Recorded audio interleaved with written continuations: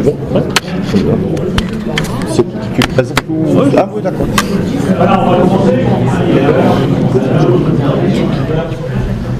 Alors, merci d'être venu. Alors, tout d'abord, j'ai une petite annonce à faire. On n'a plus de trésorier depuis le début du mois de janvier. Jean-Pierre Allard voulait démissionner, il n'a pas voulu revenir sur sa décision, donc on n'a plus de trésorier. Donc je fais appel à un ou une volontaire. Vous savez tous faire des additions, des soustractions, donc vous avez tous les compétences pour être trésorier. Ça serait bien si quelqu'un pouvait se dévouer. Donc pour l'instant, c'est moi qui assume la trésorerie, c'est moi qui fais les comptes. J'aimerais bien avoir quelqu'un pour donner un coup de main. Voilà, donc n'hésitez pas, n'hésitez pas à m'envoyer un mail si vous sentez une vocation de trésorier ou de trésorière. Alors ce soir, on a le plaisir d'accueillir Alain Nice et Dirk Scutters, j'espère ne pas égratigner son nom. Alors Alain, vous le connaissez, donc c'est un jeune retraité, il est à la retraite depuis le mois de décembre. Mais avant, il était CPE au collège Mermoz, il a été aussi détaché au conseil départemental à la conservation des musées. Alors c'est le fondateur du musée des temps barbares de Marle, le fondateur aussi du Festival international d'histoire vivante de Marle. Et puis on lui doit aussi plusieurs ouvrages. Donc il avait commencé par un ouvrage sur le drame de Tavaux en 1944. Il a été aussi sur l'histoire de la résistance dans le nord du département d'Aisne, il s'est intéressé aux francs-tireurs et partisans. Il a fait aussi un livre sur les combats de la région de Marle en mai 1940. Et ça, c'est son dernier ouvrage, donc qui est sorti c'était au printemps, il me semble que c'était au mois de avril, oui, avril 1917. 2017, voilà. Et donc avec sa conférence, on va terminer notre cycle consacré à la Première Guerre mondiale. Alors merci d'être venu. Je vous laisse la parole. Merci Eric Thierry et la Société historique dont je fais partie, mais c'est vrai que je ne viens pas très souvent, de nous accueillir ce soir. Donc moi et Dirk Scutters, qui est un ami belge. Et simplement avant de commencer cette conférence proprement dite, quelques mots, un peu d'introduction, vous expliquer comment je suis venu et comment j'ai rencontré Dirk, comment je suis venu à m'intéresser à l'armée allemande, parce que là on sort un peu du cadre au risque de se faire incendier en cette période du centenaire des commémorations de 1918 en plus, donc parler de l'armée allemande, d'une unité de l'armée allemande, c'est quand même, ça sort un peu de l'ordinaire. Donc, comment sommes-nous arrivés à cela ?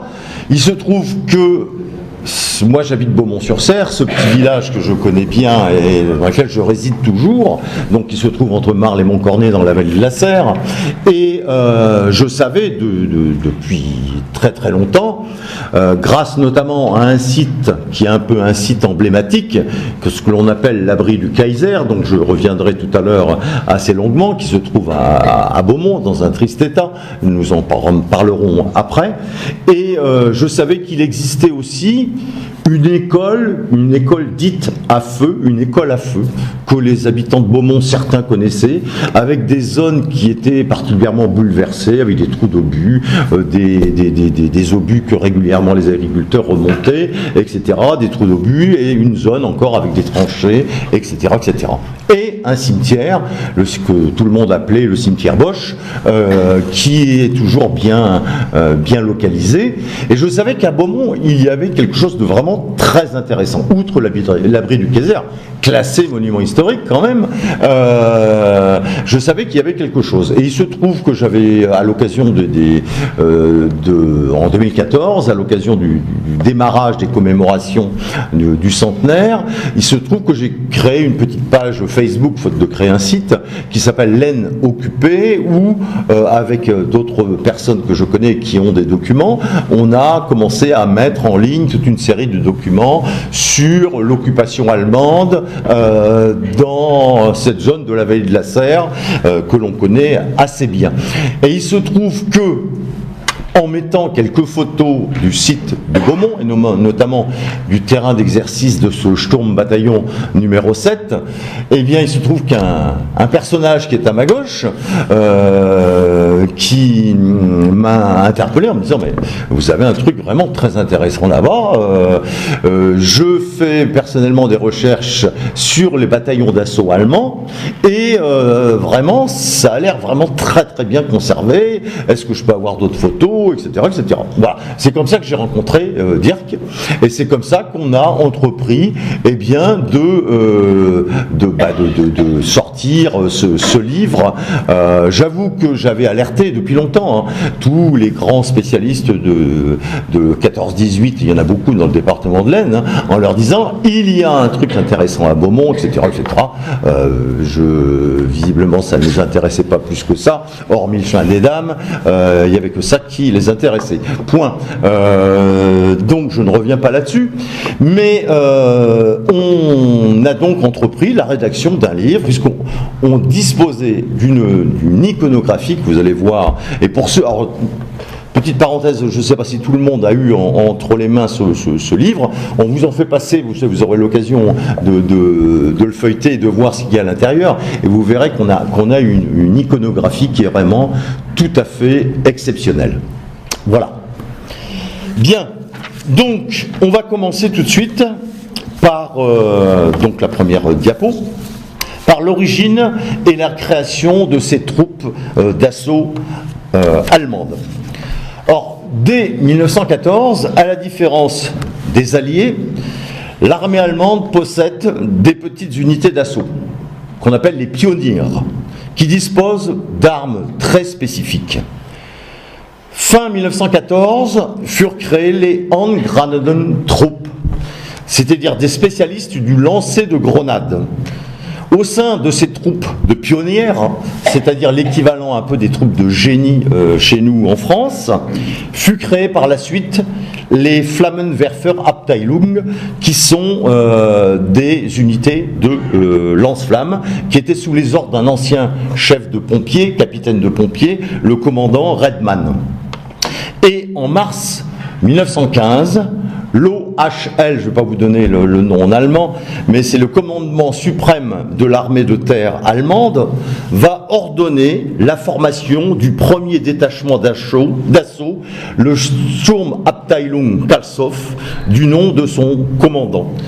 L'instruction va se faire de ce bataillon, de ce détachement, va se faire près de Cologne, en Allemagne, puis à Sompy dans la Marne, avec des tirs à balles réelles sur un champ de bataille qui était reconstitué. Ce détachement, à la base, se compose de 2 compagnies de pionniers et d'un détachement de canons de 37 mm. Il teste de nouvelles armes, dont le fameux bouclier d'assaut, un bouclier qui a été très vite abandonné, pesant 18 kg. Et ils furent envoyés sur le front en mai 1915, et l'unité va se faire complètement décimer. Fin 1915, ce qu'il reste du détachement va être envoyé en Allemagne. En Alsace, pardon. En Alsace. Et sous les ordres du major Wilhelm Röhr, l'unité est transformée en Sturmabteilung Rohr. Sturmabteilung Rohr, qui a fait l'occasion, si vous le connaissez, d'un livre spécial de monsieur Jean-Claude Lapparra, général de l'armée française, qui a accepté de superviser notre travail et qui l'a préfacé, qui a écrit, lui, un livre sur le Sturmabteilung, le Sturm bataillon numéro 5 Rohr, et qui vient d'en sortir un tout à fait récent sur l'Alpenkorps allemand aussi. Et donc, cette unité, ce détachement est donc maintenant sous les ordres du major Rohr, et Rohr obtient carte blanche pour développer sa nouvelle unité. En plus des 2 compagnies de pionnières, Rohr renforce le Sturmabteilung d'une unité de mitrailleuses, Maschinengewehrzug, d'une unité d'un détachement de lance-flammes, les Flammenwerfer-Truppe, d'un détachement de lance-mines, les Minenwerfer-Truppe. L'entraînement se fait sur des positions de combat qui ont été reconstituées.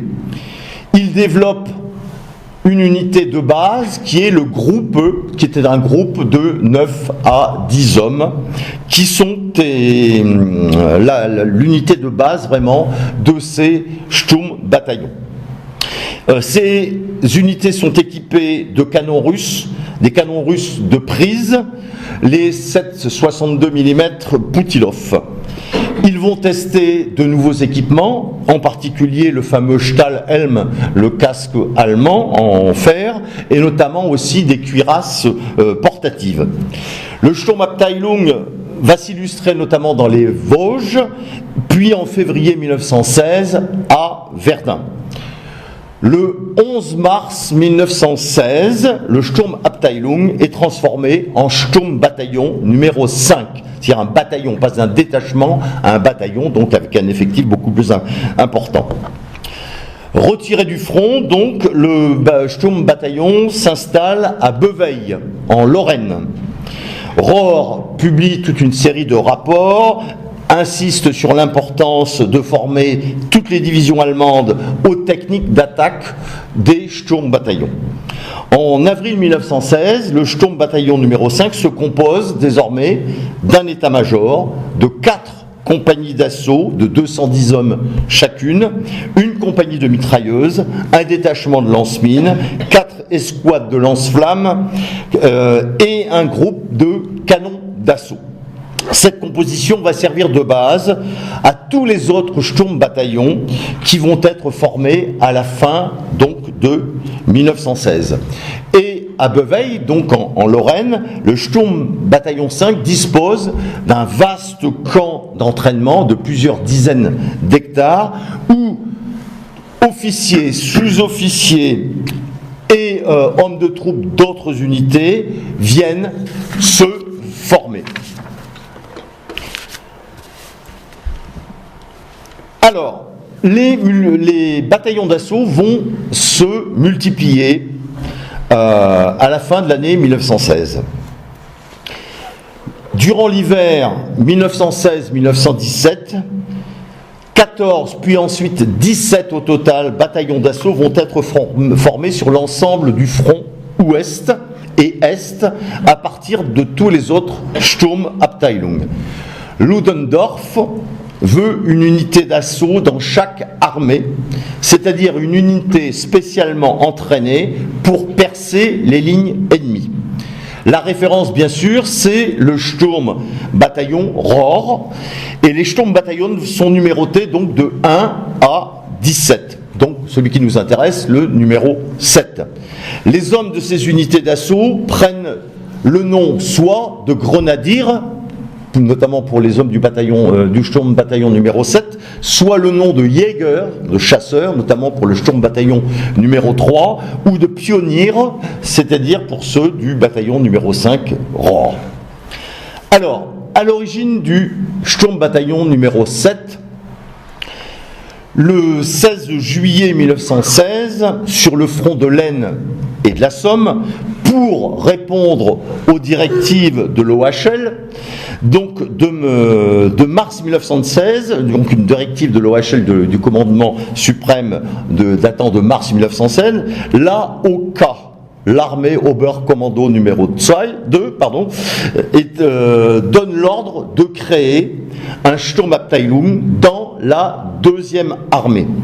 Les sous-officiers, les officiers, les hommes de troupes viennent de toutes les divisions de la deuxième armée allemande. Dès août 1916, l'instruction se fera donc à Beveil. Les hommes sont envoyés à Beveil, en Lorraine, auprès du Sturmbataillon numéro 5. L'Hauptmann Hans Friedrich, qui vient du 3e régiment de la garde à pied, qui est un régiment d'élite allemand, et l'Oberleutnant Modrow, qui vient lui du 61e régiment d'infanterie, sont pressentis pour former ce détachement d'assaut. Le détachement d'assaut va disposer d'un camp d'entraînement. Dans un premier temps, donc ce détachement d'assaut de la 2e armée va disposer d'un camp d'entraînement à Étave et Bocchio. Vous voyez où se trouve Étave et Bocchio, juste au sud-est de Fresnoy-le-Grand, un très grand camp d'entraînement. Et sa formation démarre le 4 septembre 1916, très précisément. L'organisation est la suivante: un état-major, 3 compagnies d'assaut, une compagnie de mitrailleuses, un détachement de lance-mines, une batterie de canons d'accompagnement d'infanterie, les IGB, et ainsi qu'une section de lance-flammes. Alors, le logement des troupes se répartit à la fois à Étave, à Bocchio et à la ferme de Beautrou, que vous voyez au sud, ainsi que à Seboncourt, 3 km plus au nord de Fresnoy-le-Grand et d'Étave et Bocchio. Alors, fin septembre 1916, le détachement d'assaut est complètement constitué. Le Sturmabteilung de la 2e armée se compose désormais de 31 officiers, 896 hommes et 125 chevaux. Vous verrez qu'il y a toujours des chevaux. L'armée allemande vraiment a encore, comme l'armée française, énormément de chevaux dans leurs unités. Le 26 octobre 1916, ils prennent une part active au combat dit de la Maisonnette au sud de Péronne, qui va leur servir de leçon, et ils vont réutiliser les techniques de combat, on en parlera tout à l'heure, de façon plus personnalisée. Le 14 novembre 1916, sur un ordre de Ludendorff, le Sturmabteilung est dissous. Les cadres de ce Sturmabteilung sont répartis dans 2 nouveaux bataillons d'assaut. Le Sturmbataillon numéro 6, qui dépend donc de la 6e armée, et le Sturmbataillon numéro 7, qui dépend de la 7e armée. Le 20 novembre 1916, le major Friedrich est envoyé à Beaumont avec la 1re et la 3e compagnie d'assaut, l'IGB 4, Infanterie Geschütz Batterie, IGB 4, et la section de lance-flammes sont aussi envoyés pour former le Sturm bataillon numéro 7. Quelques photos d'abord d'Étave et Bocchio, où vous voyez justement là ici tout l'état-major du Sturmabteilung de la 2e armée, et vous voyez au centre avec une casquette le major Friedrich, le commandant. Donc, au début, c'était trompeur parce qu'il y a une maison qui ressemble exactement à celle-ci. C'est la même architecture, Étave et Bocchio, que chez moi. J'ai cherché longtemps, mais c'est bien Étave et Bocchio. Voilà un des Stoßtrupp. On reparlera plus en détail des spécificités, notamment en matière d'uniformologie et d'armement de ces bataillons, de ces hommes, de ces bataillons d'assaut. Mais vous voyez déjà l'aspect ici, ils ont encore leur uniforme de la garde, de pionniers de la garde, avec notamment au niveau des cols les liserés, comment ça s'appelle déjà ? Les Litzen au niveau des cols. Donc voilà donc ces photos. Bon, une autre photo qui est très intéressante aussi, je vous dis, on a bénéficié vraiment d'une iconographie vraiment exceptionnelle. Et voici ces soldats, mais cette fois en tenue entre guillemets de ville, qui se reposent et qui là sont en train probablement d'écouter de la musique, et un personnage qui est en haut à droite au dernier rang, qui est un certain Becher qui nous a laissé un journal de guerre, un journal de marche qui est très intéressant, dont on parlera tout à l'heure plus en détail. Voilà, donc revenons à Beaumont. Donc le bataillon d'assaut s'installe donc à Beaumont en novembre 1916. Il va y rester quasiment 2 ans. Alors, Beaumont, pour ceux qui ne connaissent pas, vous avez la carte, vous avez Beaumont qui apparaît en rouge, vous avez Tavaux et vous avez Saint-Pierremont, là où sont cantonnées toutes les unités de ce bataillon d'assaut. Donc on est à 25 km, même pas à vol d'oiseau, peut-être 22 ou 21 de Laon. Voilà. Donc pourquoi vont-ils s'installer à Beaumont? Beaumont n'a pas été choisi au hasard.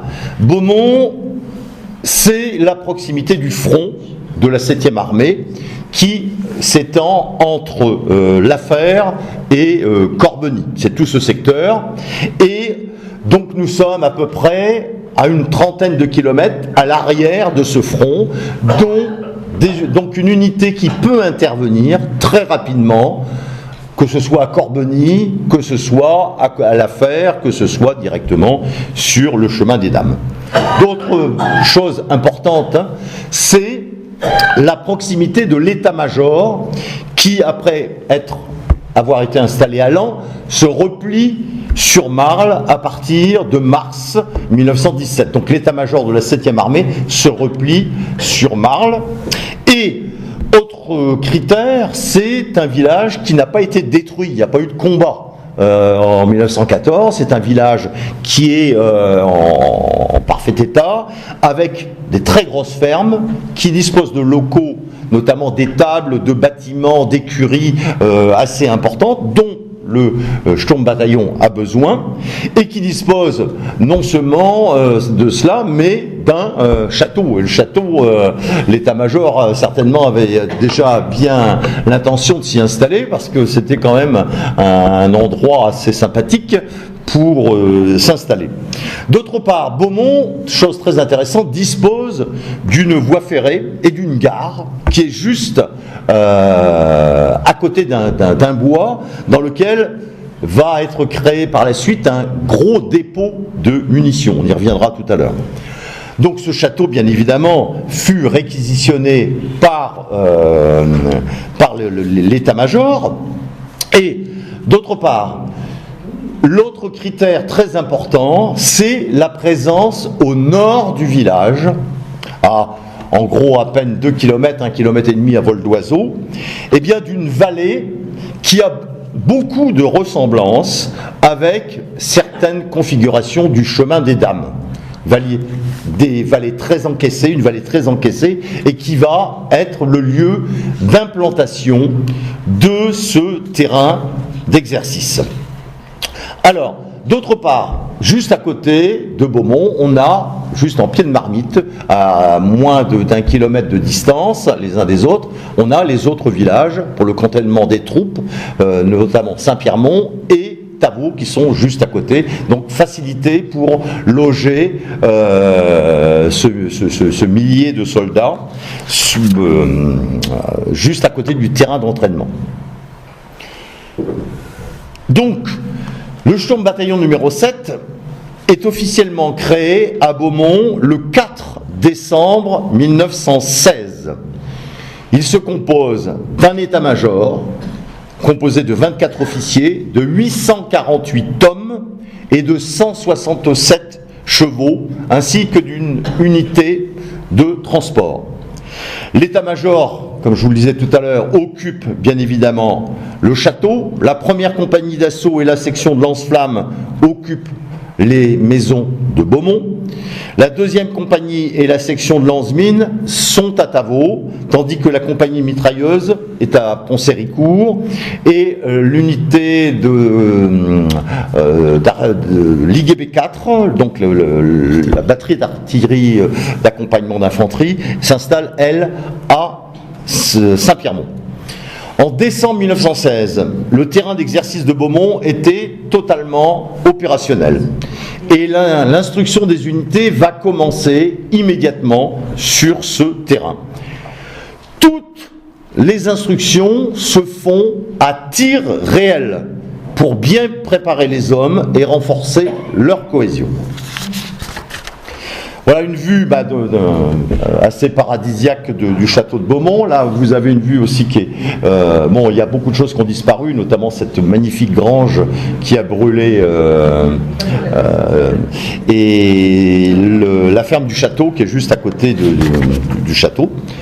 Et un autre endroit qui va être aussi très prisé par les Allemands, c'est le moulin de Beaumont, donc qui va servir de base à partir de mars 1917 à l'IGB 15, qui est une autre unité de batterie d'accompagnement intégrée qui va intégrer le champ de bataillon, avec donc au total, là, au Moulin de Beaumont, stationnent 4 officiers, 130 sous-officiers et hommes de troupe, 70 chevaux et 6 canons.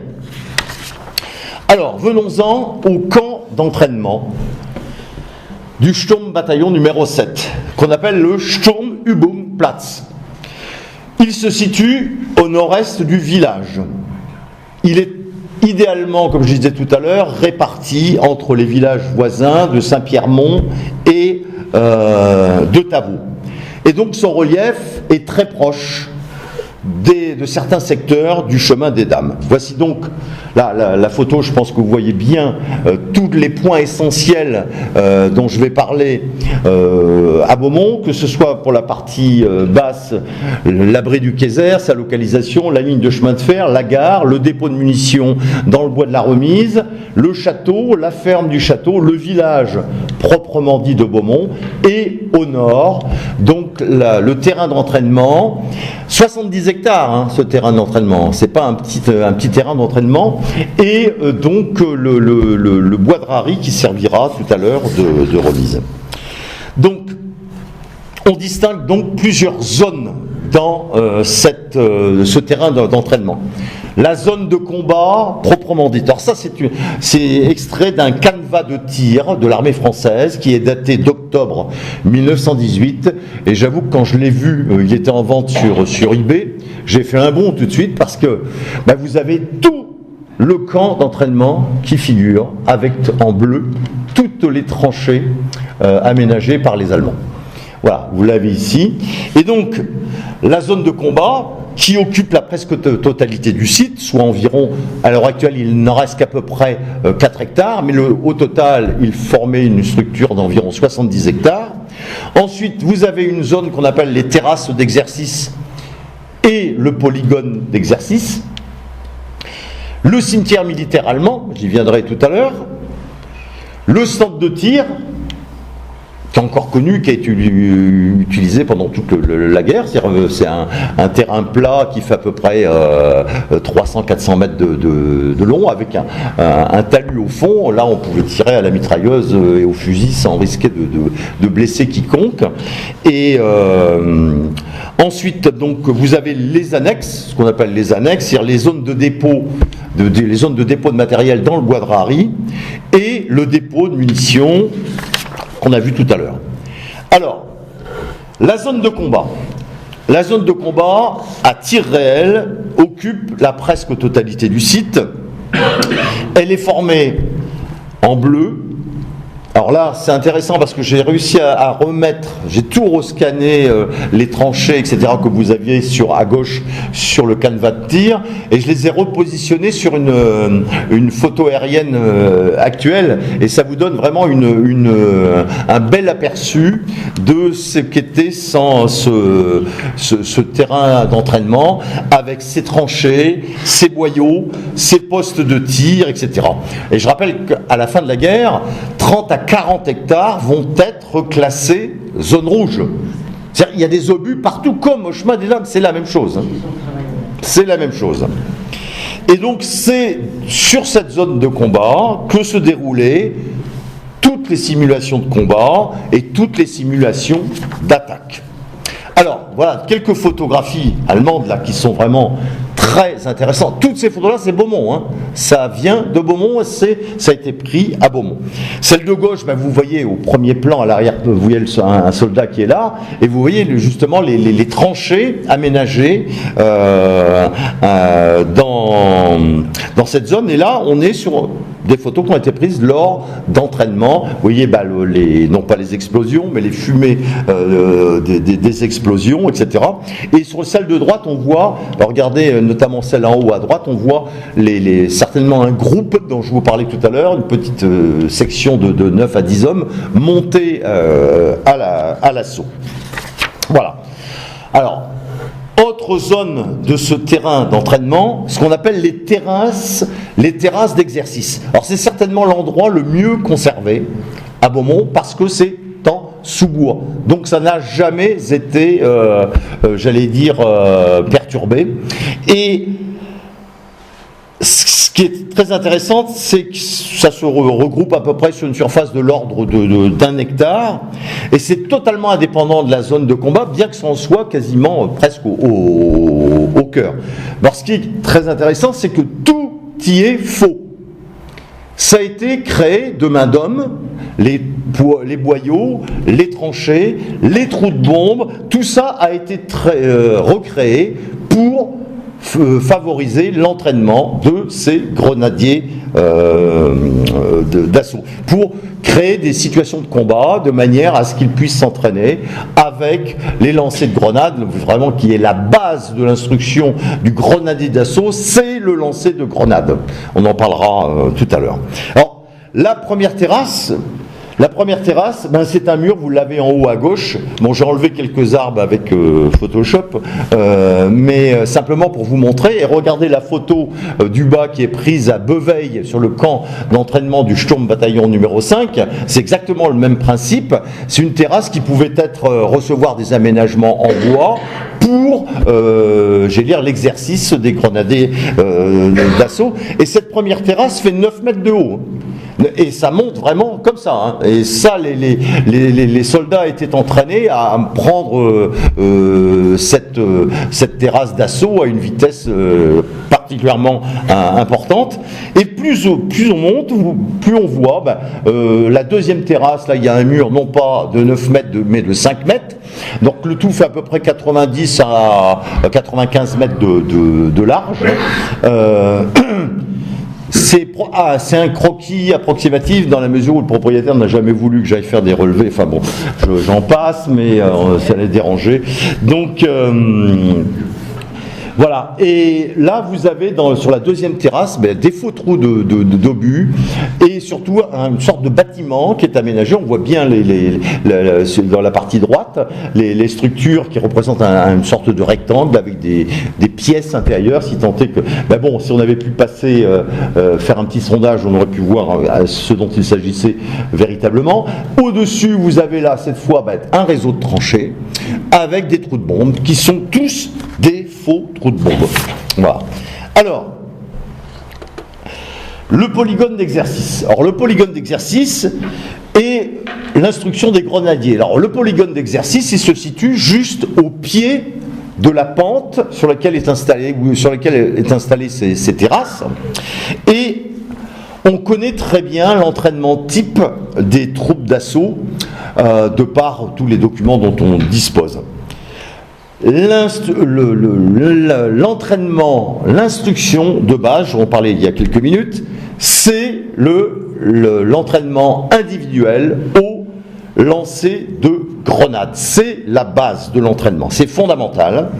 Et les soldats allemands utilisent non pas des grenades réelles, ils les utiliseront dans les exercices, mais là ils utilisent des grenades en bois.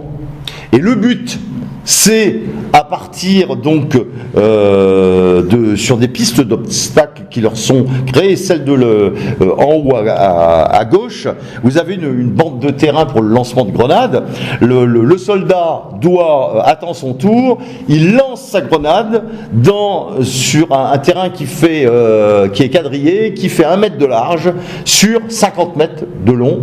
Et le but, c'est de ne pas sortir du 1 mètre de large et de l'envoyer le plus loin possible. Or, certains soldats sont plus à même d'envoyer des grenades à 15 mètres, 20 mètres de façon très précise, d'autres sont plus à même de les envoyer à 40 mètres ou au-delà. C'est toute la base de l'entraînement. Et l'entraînement se poursuit avec des grillages qui sont aménagés, comme ceux que vous avez dans la photo de droite, où le soldat est entraîné à jeter la grenade pour qu'elle passe au-dessus d'un mur de 3 mètres de haut ou 4 mètres de haut, de façon à ce qu'elle retombe à la limite juste derrière dans une tranchée. C'est l'entraînement d'une troupe d'élite vraiment très pointue.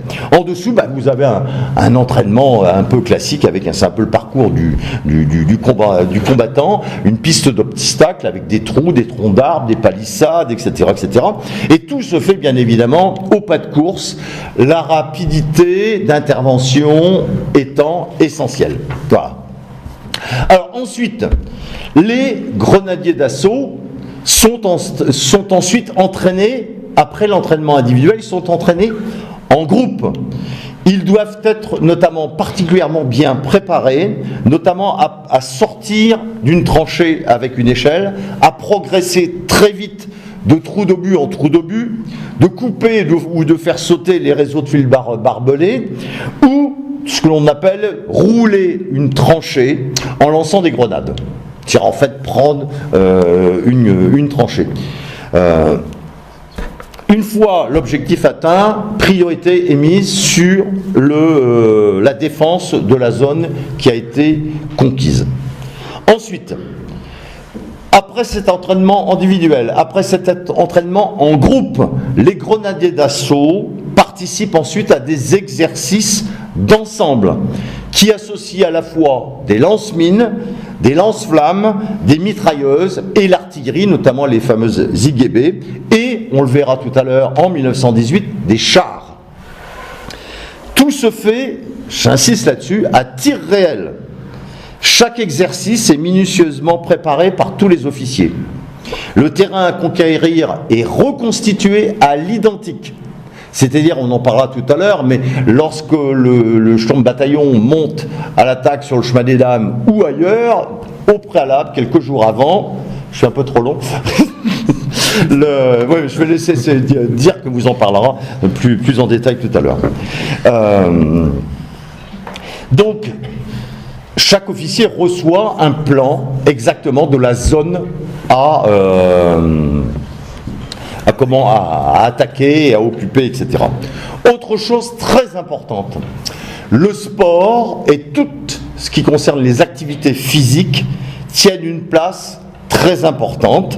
C'est à la fois le sport de base classique, la gymnastique, l'entraînement divers, etc., mais aussi des exercices. Tout se fait en tenue, avec le pactage et des compétitions comme le fameux lancer de grenade, la course d'estafette, la course de rampée, le concours de tir, etc., etc.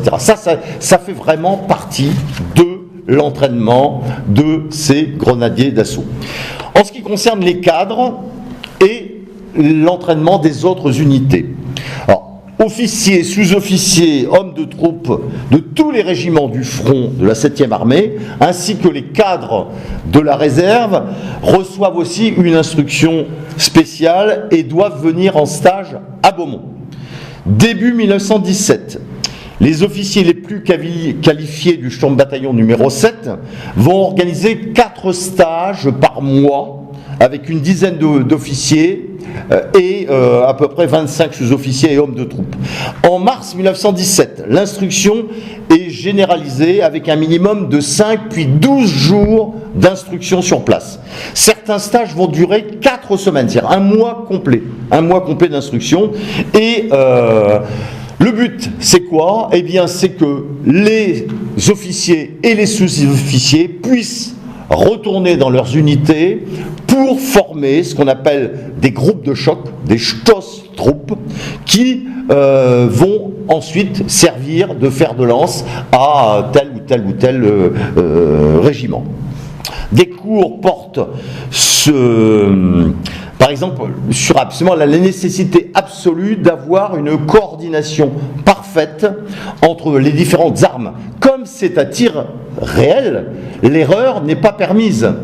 Les grenadiers d'assaut montent à l'assaut avec les tirs de mitrailleuse au-dessus de leur tête et ils progressent comme ça et les mitrailleurs allongent leurs tirs. De même pour les unités les IGB, les unités d'artillerie qui accompagnent l'infirmerie et qui tirent au-dessus d'eux sur les positions à prendre.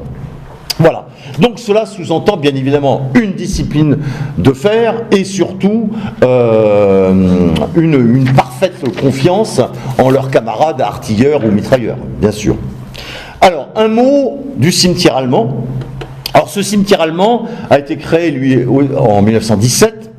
Alors ouais, document exceptionnel, photo, c'est pas un quelconque, c'est le cimetière allemand de Beaumont, avec les croix, et vous verrez tout à l'heure l'enterrement d'un officier.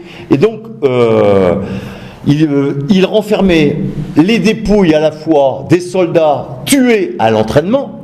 À Beaumont, on en a au moins 5 d'attestés, mais il y en a eu certainement d'autres. Hein, on a des descriptions précises, parce qu'à Beveille, au Sturmbataillon Rohr, on a aussi des cas où les types se faisaient tuer à l'entraînement. Au total, on avait un cimetière de 108 tombes réparties en 4 rangées. Et en 1921, tous les corps vont être exhumés et vont être transférés dans la nécropole allemande de Sissonne. Et voilà une photo très intéressante. L'enterrement du sous-lieutenant Adrian Scheller, qui fut tué à Lafaux-Vauxaillon le 16 mai 1917 et qui fut inhumé à Beaumont le 23 mai. Donc 1917. Alors à gauche, en haut à gauche, c'est sa tombe à Sissonne, justement. Je suis allé, j'en ai retrouvé, j'étais allé photographier. Voilà. Alors tout est à Beaumont. Et celle de en bas à gauche, c'est une photo exceptionnelle, puisque c'est sur le cimetière militaire, en sous-bois, tout près, au cœur de la zone d'instruction, au cœur de la zone de combat. Bon, vous voyez le cortège funéraire, etc., etc. Alors, je poursuis avec un mot rapidement sur les annexes dont j'ai parlé tout à l'heure, qui se situaient dans le bois de Rary, qui, elles, étaient construites toutes en sous-bois, dont il ne reste quasiment plus rien, hormis à un endroit précis où on a encore des choses qui apparaissent. Et c'était en fait le dépôt de matériel du camp, parce qu'un camp comme ça nécessitait bien évidemment d'avoir beaucoup de matériel, et notamment des apports de munitions aussi, qui devaient provenir du dépôt de munitions qui se trouve donc dans le bois de la Remise. Vous voyez le château, vous voyez la gare, et vous voyez donc le dépôt de munitions tel qu'il est dessiné, etc. En effet, bon, on a recensé 23 casemates de stockage, qui sont là, 23, donc c'est quand même important, tout simplement parce que le Sturmbataillon et les hommes du Sturmbataillon s'entraînent à tir réel, et ils ont besoin constamment d'un apport de munitions très important. Ils ont la chance d'avoir la voie ferrée qui est juste à côté, c'est pas un hasard s'ils s'installent à cet endroit-là. Alors le principe, ensuite, bon, les munitions étaient amenées sur place dans les dépôts à proximité dans le bois de Rary, mais le dépôt de munitions principal est situé dans le bois de la Remise, donc à côté de la gare et du château. Et le principe de ces abris souterrains, vous avez un dessin, les 2 dessins qui vous les présentent assez bien en bas à gauche, hein, c'est ce qu'on trouve un peu partout avec ces fameuses tôles rondes et voilà. Je poursuis avec la spécificité de ces soldats d'élite. En effet, il existe une très grande différence entre ces soldats, ces Sturmgrenadiers, ces soldats d'élite, et les fantassins qui, au front, vivent dans les tranchées, sont très mal logés, mal nourris et sont exposés jour et nuit aux dangers, aux tirs de l'artillerie, aux incursions de l'armée française. Les Sturmgrenadiers, eux, ne vivent pas sur le front.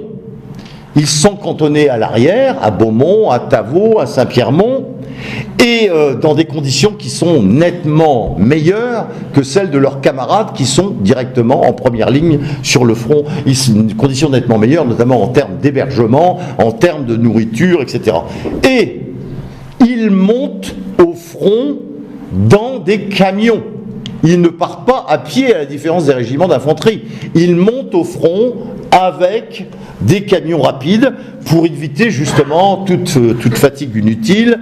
Ils arrivent très tôt le matin, se positionnent, et après une très courte généralement, préparation d'artillerie, ils foncent sur les tranchées françaises, selon la mission qui leur a été confiée, ils foncent, font des prisonniers, et surtout, quand ils font une attaque plus importante, après avoir fait leur travail, eh bien, ils laissent la place à l'infanterie qui suit, elle.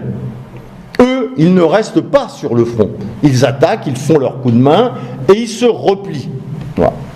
Et bien évidemment, c'est l'infanterie qui est derrière, qui reçoit tous les tirs de représailles de l'artillerie française, alors que eux ne sont plus là. Et généralement, les fantassins allemands, lorsqu'ils les voient arriver avec leur tenue spécifique, ils savent très bien que ça va barder dans le coin, et ils savent très bien qu'ils vont se prendre tout sur la figure après le départ de leurs camarades. Parce que systématiquement, à chaque attaque, il y a des tirs de représailles sur les positions allemandes. Alors, ces soldats sont bien évidemment toujours récompensés. Que ce soit les croix de fer, que ce soit la nourriture, ils n'ont absolument pas à se plaindre, c'est-à-dire qu'ils risquent leur peau beaucoup plus qu'à la limite qu'un soldat d'infanterie. Ils sont déjà, souvent j'ai oublié d'en parler, mais ils sont très jeunes, célibataires bien souvent, et malgré cet entraînement, il y a quand même un taux de perte qui est quand même assez important. Et ils sont relativement, enfin même bien traités par leur hiérarchie, que ce soit les officiers, les sous-officiers. Il y a vraiment une réelle camaraderie qui existe entre les simples soldats, les simples grenadiers et les officiers et les sous-officiers. À la différence des autres, ils ont droit à 2 tenues complètes et certaines fantaisies leur sont tolérées, notamment sur le port de la casquette, que vous verrez sur certaines photos. Ils l'ont un peu de travers, à l'arrière, devant. Il n'y a pas à ce niveau-là, ils sont pas très. Et surtout, bon, ils sont stationnés à l'arrière. Et ils sont stationnés à l'arrière. Et à Tavaux, il y a du théâtre. Il y a un théâtre pour les troupes. À Marle, il y a un cinéma pour les troupes. Tout ça, ils peuvent aller librement assister, hormis bien évidemment. Donc, leur régime n'a rien à voir avec les fantassins qui sont en première ligne. Et surtout, le point essentiel, même lorsque la pénurie va s'installer en 1917, la nourriture est toujours abondante et toujours riche en viande. Et là, on a des témoignages. On en parlera tout à l'heure.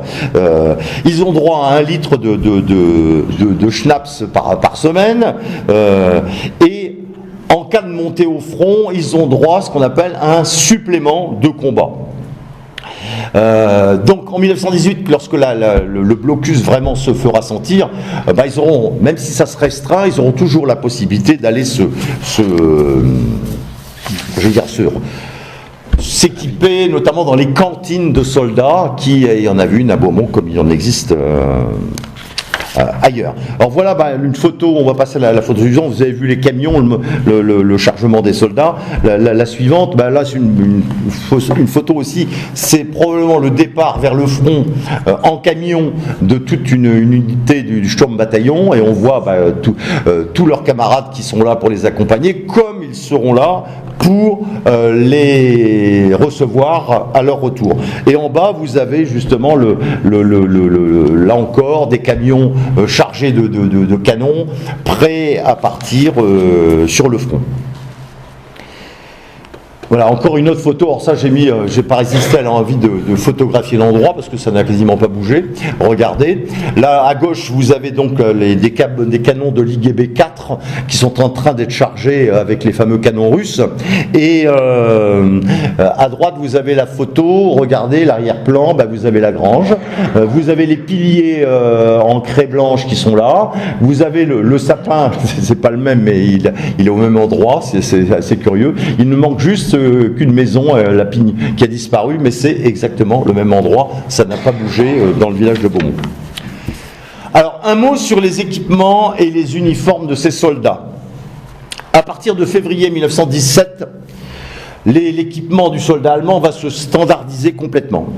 Le casque d'acier, le Stahlhelm, dont on a parlé tout à l'heure, bien sûr est instauré partout. Et de même, la veste qu'on appelle la Feldrock modèle 1907, ou ce qu'on appelle la blouse modèle 1915, qui est de couleur Feldgrau, etc. Ils sont tous équipés, non pas de fusils Mauser, mais de carabines Mauser 98A, qui est plus courte, notamment quand il faut ramper dans les barbelés, etc., c'est plus facile. Ils n'ont pas de cartouchière. Vous remarquerez, ils n'ont pas de cartouchière, mais ils ont des lames chargeurs, généralement, dans les poches. Ils ont surtout, remarquez-le bien, surtout sur la photo de droite, c'est bien visible, ils ont des pantalons à renfort de cuir, notamment pour les barbelés, notamment au niveau des genoux. Ils portent des bandes moltières. Ils n'ont pas de bottes. Et surtout, ils ont sous les aisselles des casques en toile dans lesquels il y a 7 à 8 grenades à manche. Aux pieds, pas de bottes, mais des chaussures de montagne et une pelle raccourcie, et on les équipera aussi bien sûr de masques à gaz. L'armement de ces unités se compose à la fois, bon, bien sûr, des fusils d'assaut, mais aussi toute une série d'équipements comme les grenades à main. Bon, on n'a pas mis de photo ici. Différents types de lance-flammes qui vont évoluer au cours des années de guerre, de lance-mines, de mitrailleuses MG-08, mais surtout une qui va faire fureur, qui va arriver en 1917, c'est l'IMG-0815, donc vous avez une photo ici, ainsi que des canons d'assaut et les fameux lance-flammes.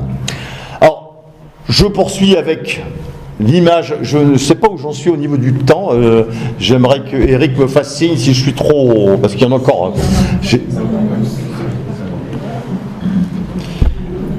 Alors, suivante. Alors, à la différence des hommes du Sturmbataillon Rohr. Rohr n'est pas du tout le même personnage que le major Friedrich, qui commande le Sturmbataillon numéro 7. C'est un Prussien qui fait régner une discipline vraiment très stricte au niveau de ces hommes. C'est un grand amateur de chevaux, un hippologue reconnu. La photo en haut à gauche vous le montre devant l'entrée du château. Et il surveillait particulièrement l'état sanitaire des chevaux. Et les appels, les revues étaient vraiment très très fréquentes. Et on a des exemples notamment de punitions qui pleuvaient pour diverses raisons. Dire qu'on a trouvé un carton à Karlsruhe, et bon, dire que parle allemand, ça c'est le gros avantage. Donc à la fois pour diverses raisons, etc., toutes les punitions, et alors tout ça se traduisait soit par des mises aux arrêts, soit aussi par des départs entre guillemets volontaires pour une attaque en cas de faute assez lourde. Alors, suivante. Alors, que fait le soldat allemand au repos pendant qu'il n'est pas au front, et notamment quand il se trouve à Beaumont? S'il n'a pas de corvée à faire, il se promène. Il se promène, il s'occupe comme il peut, il écrit beaucoup à sa famille, il se repose sous le tilleul de Beaumont, il joue aux cartes, il se distrait à la cantine où il boit un verre, à l'auberge du Lion Rouge. Vous voyez, là c'est une inscription allemande sur une maison, il en reste encore quelques traces, là on voit encore très bien, donc l'auberge du Lion Rouge. Alors, là, la photo suivante, c'est pareil, bon, c'est la vie quotidienne du soldat. Là c'est le départ en juin 1918 pour Marle de la Musikkapelle pour fêter la mutation à l'état-major du lieutenant Modreau, qu'on a vu au tout départ, et qui est muté à Marle à l'état-major de la 7e armée. Et à l'arrière-plan, le grand bâtiment que vous voyez, c'est l'ancien café de Beaumont, qui était la cantine allemande. Alors, l'objet de notre exposé, n'était pas de vous parler des civils. Ceux qui ont lu le livre ou qui l'ont entre les mains, c'était pas le but, mais il faut pas oublier que on n'a pas oublié les civils. On a quand même aussi, là encore, une quantité très importante de documents sur l'occupation allemande. Bon, les civils sont toujours là. Il y a toujours au moins, pas loin, entre 250 et 300 personnes qui sont à Beaumont, femmes, enfants, des vieillards, des hommes, mais bien évidemment tous les hommes en âge de partir au front côté français sont bien sûr au front. Ils sont occupés à, je vais pas, c'est pas le but de la conférence de ce soir, mais il y a eu d'excellents travaux qui ont été faits sur l'occupation allemande dans l'Aisne, que ce soit monsieur Nivet ou monsieur Salson, voilà, donc ça je reviens pas là-dessus, mais ce qu'il faut savoir, c'est qu'à Beaumont, du fait de la présence de ce bataillon d'élite, de ces troupes d'élite, la discipline était extrêmement sévère à Beaumont. Pourquoi ? Tout simplement la crainte de l'espionnage. Voilà. Alors, j'en arrive au printemps 1917 avec la restructuration du Sturmbataillon numéro 7, effectivement, parce que le bataillon se bat déjà depuis un certain nombre de mois.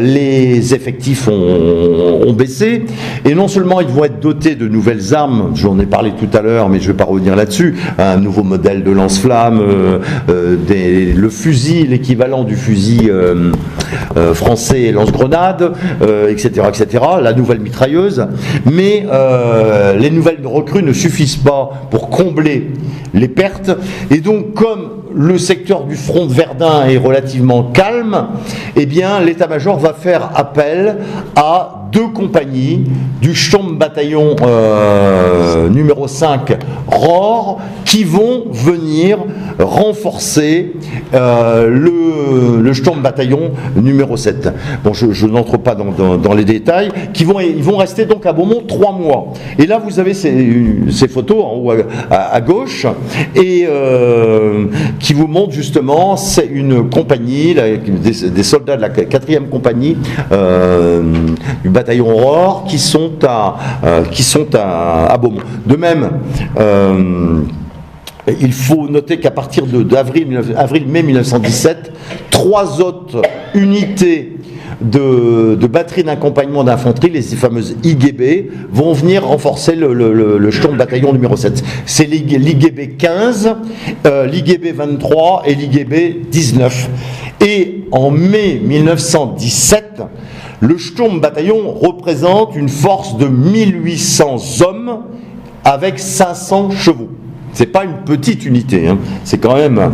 Et là, vous avez la photo qui vous montre aussi un personnage, Adolphe Breuer, qui s'est illustré notamment. Donc, c'est quelqu'un du Sturmbataillon numéro 5 de la 4e compagnie qui va s'illustrer notamment sur le chemin des Dames lors de la reprise du cimetière de Craonne le 3 juin 1917. Alors. Photo très très intéressante, qui figurait déjà dans d'autres ouvrages sans qu'elle soit localisée.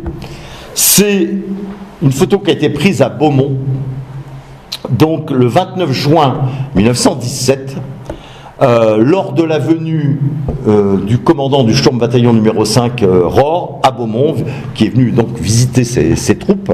Et cette photo, l'endroit est parfaitement localisé.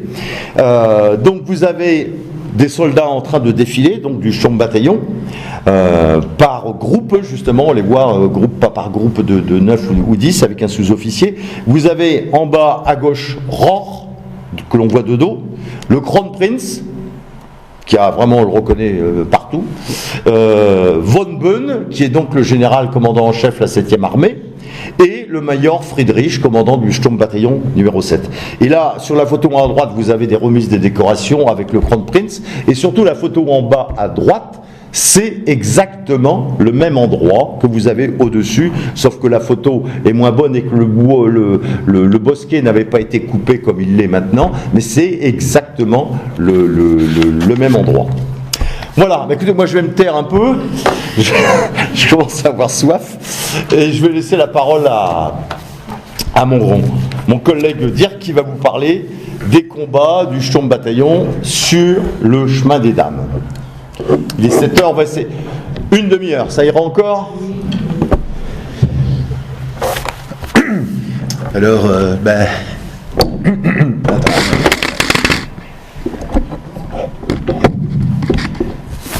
bonsoir. Oui, oui. Bonsoir. Donc, ça va aller. Ça va aller. Les combats du Sturmbataillon numéro 7, on va déjà sortir en 1917 et non pas en 1916 quand c'était encore le Sturmbataillon numéro 2. Alors donc, le Sturmbataillon numéro 7 s'installe en novembre 1916 à Beaumont. Directement, ils vont faire des reconnaissances sur toute la ligne de front. La ligne de front, c'est le trait en pointillé ici, même plus loin, ici. Et vous avez aussi le fort de Condé qui est quelque part ici. Ils vont essayer de trouver les endroits où le Sturmbataillon va pouvoir attaquer. Par exemple, la colline 108, ce sera hors de question. C'est un endroit trop exposé pour les troupes. On ne sait pas les déployer. On ne va pas pouvoir le faire. Donc, une unité d'assaut telle que celle-ci ne se déploie pas n'importe où. Il faut vraiment avoir une chance pour les soldats. Généralement, géographiquement, c'est soit sur des flancs de collines, où on est à l'abri de la vue de l'artillerie, des observateurs d'artillerie adverse, soit on est sur un terrain plat. On essaye toujours de faire ça. Quand vous voyez généralement les endroits où il y a eu les combats, les attaques, ce sont généralement soit des positions dominantes par les Allemands et les Français qui sont dominés sur le plan géographique, où les soldats n'ont plus qu'à descendre sur l'adversaire, ou bien on est à un terrain égalitaire. Donc, les combats de 1917, on peut les diviser en plusieurs parties. D'abord, on va dire la préparation. La préparation, c'est quoi? C'est-à-dire qu'à partir de février 1917, les Allemands suspectent que les Français vont lancer une offensive. Où exactement, comment, quoi, ils ne le savent pas exactement, mais ils s'attendent bien à quelque chose ici, dans ce secteur. Il va y avoir plusieurs attaques préventives. Ici, on en a renommé 4, dont surtout celle du 4 avril, qui aura lieu ici, à Sapignol. Cette attaque aura une très grande conséquence, parce que non seulement ils vont capturer un colonel français, mais aussi une copie des plans originaux de l'offensive Nivelle. Ils vont directement les transmettre au commandement, et là-dessus les Allemands seront au courant exactement de l'horaire du bombardement, de l'horaire de déploiement des troupes. Ce sera une des conséquences, une des raisons pourquoi l'offensive Nivelle va échouer. Ensuite, à partir du 16 avril, nous avons réellement l'offensive Nivelle qui se fait. Pendant cette bataille, on va dire du 16 avril au fin mai, il y a à peu près 8 attaques qui vont se faire. Ces attaques, ce n'est pas spécialement le but de gagner du terrain. À cette époque-là, les Français, leur problème, c'est qu'ils mettent beaucoup de troupes en première ligne. Les Allemands, quand ils contre-attaquent, leur artillerie tape dans le tas, carrément. Ils n'ont pas besoin de grosse précision pour tirer dans le tas. Et ils font énormément de victimes. Quand les Allemands attaquent, ils savent très bien qu'ils ne vont pas pouvoir garder le terrain à long terme. Donc ils sont obligés de se replier. Mais les Français sont obligés de mettre des troupes en plus sur la première ligne pour pouvoir boucher les trous. Et donc ça amène à une forme de guerre d'usure. Une attaque qui est typique, ce sera l'attaque du 25 avril 1917 à la ferme du Dur-Turbise et de l'arbre de Cerny, qui sont situés ici. Chaque fois, ce sont des saillants français, chaque fois, ce sont des pénétrations françaises du 16 avril que les Français occupent le terrain. Ils sont exposés sur leur flanc, les Allemands les attaquent sur leur côté. C'est toujours le cas le plus typique, le plus dangereux quand vous êtes sur un saillant. Ce qui force les Français à mettre des troupes en plus sur les côtés. Ces troupes-là ne sont pas utilisées pour attaquer, mais pour devoir défendre un terrain. C'est une énorme perte. Par la suite, donc fin mai, l'offensive est arrêtée. Pourquoi? Mutinerie, les soldats français sont épuisés. Arrive une bataille qu'on appelle la bataille des observatoires. C'est-à-dire que, comme nous sommes sur une crête, les Français occupent déjà certaines positions qui permettent d'observer la vallée de l'Ailette qui est ici, et donc tout le secteur de réserve des Allemands. Les Allemands vont s'employer, et les Français vont s'employer aussi, à prendre tous ces observatoires, c'est-à-dire tous des points stratégiques qui permettent d'avoir une observation directe sur l'adversaire. Les Français veulent garder le terrain, les Allemands veulent le reprendre. Il va y avoir là-dessus toute une série d'attaques, on en dénombre à peu près une vingtaine aussi. De toutes ces attaques, À la fin, donc mi-août, les Français ont quasiment perdu tout le terrain qu'ils ont gagné en avril et mai 1917. Une des attaques les plus marquantes fut l'attaque sur le tunnel de Cerny, où les Allemands où le Sturmbataillon parvient à courir jusqu'à l'entrée côté français d'un tunnel que les Allemands avaient creusé, enfermer presque 300 soldats qui vont devoir se rendre. Une des divisions allemandes qui va se montrer qui va jouer un très grand rôle, ce sera la 13e division d'infanterie, qui est une division westphalienne. Alors, petite photo. Ah, c'est passé bien. Non, le seul d'avant. Reviens en arrière. Voilà. Donc ici, nous avons une photo avec des soldats qui reviennent de près de 48 heures de combat. Vous voyez, on comprend pourquoi ils ont 2 tenues de réserve, parce que la leur est quasiment usée, déchirée. Nous avons 2 types de soldats qui sont là. Nous avons les Sturmgrenadiers du Sturmbataillon numéro 7, et ceux qui sont accroupis là, ce sont tout bonnement des soldats du Sturmbataillon numéro 5. Donc cette photo nous permet d'identifier ceci comme revenant d'une attaque durant l'été 1917, quand le Sturmbataillon numéro 5 avait envoyé des compagnies en renfort au Sturmbataillon numéro 7. Donc on voit très bien leur équipement, chaussures, bandes moltières, pantalons renforcés, leur casque d'acier et leur sac de grenades et le fusil qui est toujours porté sur le dos et pas à la main. Et les prises de guerre, vous pouvez remarquer que plusieurs d'entre eux sont coiffés de képis français. Ah. Alors parmi les képis calots français. Parmi les calots français, nous avons un calot de chasseur ici, un d'officier et un d'infanteriste. Voilà. Alors, toujours des photos prises à Beaumont.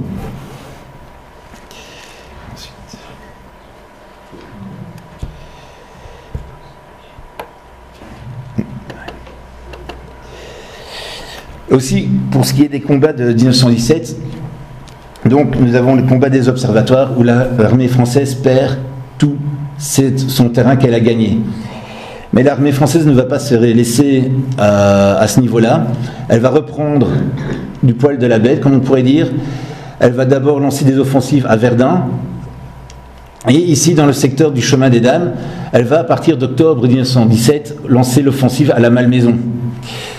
Durant cette offensive, le Sturmbataillon ne va pas faire vraiment un rôle actif, mais va surtout servir de troupe de reconnaissance, et c'est à leur rapport, en revenant du front, après avoir observé la situation du front, que l'armée allemande, la 7e armée allemande va décider d'évacuer le saillant de la Faux et par après donc évacuer le chemin des Dames et rétablir la ligne du front sur l'Ailette.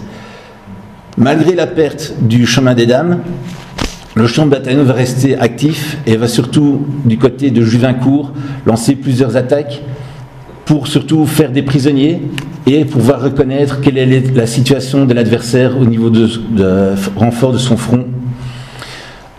Changement vis-à-vis de ça, c'est que en réponse à ces raids où les Alliés perdent énormément de soldats, les armées alliées vont commencer à évacuer les premières lignes et les laisser seulement occupées par des avant-postes. Les Sturmbataillons, en réponse à ça, vont devoir renforcer de plus en plus, mettre plus en plus de moyens lors de leurs attaques, ce qui va lentement arriver vers un principe de combat qui s'appelle le Sturmblock, ce qui sera surtout développé en 1918.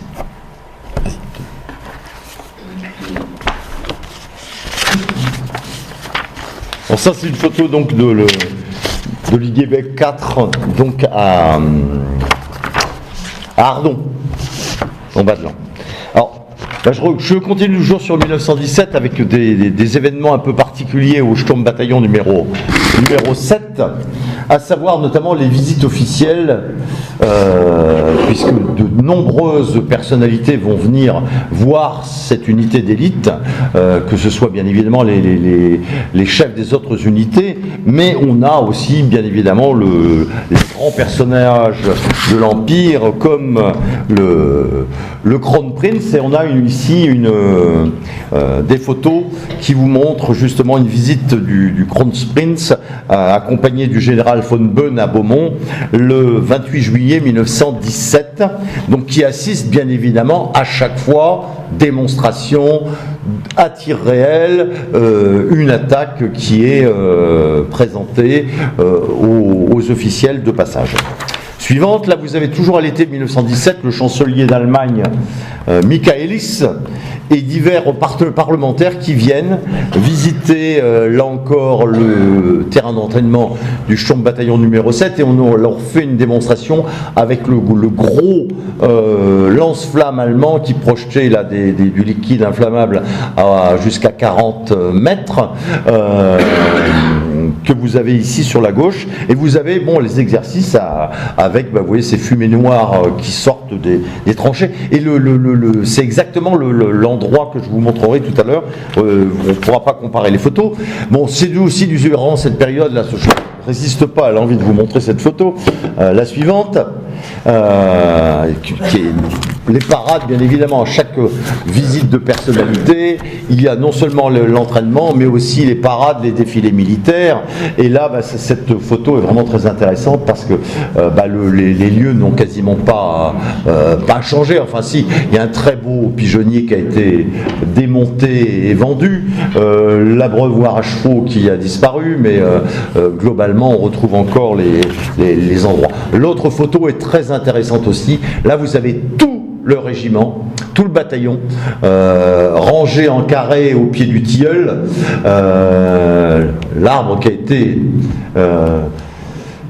épargné par les Allemands, mais que d'autres ont détruit il y a peu de temps, et une personnalité importante qui se trouve, on aperçoit en gris, voilà, c'est très certainement le général von Boehn qui est là avec ses... Alors ce qui est marrant, regardez sur la gauche, en bas à gauche, derrière la musique, vous avez un gamin qui est là, grimpé sur les barrières de la place. Vous avez tous les instruments agricoles qui sont rassemblés, ici, la musique, etc., etc. Voilà. Alors, une autre photo très intéressante, toujours avec l'endroit qui n'a pas changé, c'est la première Sturmkompanie, première compagnie d'assaut, une parade ici avec une revue de troupes, certainement avec le Major Friedrich. Alors, nous avons, je vous en parlais tout à l'heure, eu entre les mains des documents tout à fait exceptionnels qui émanent de divers personnages.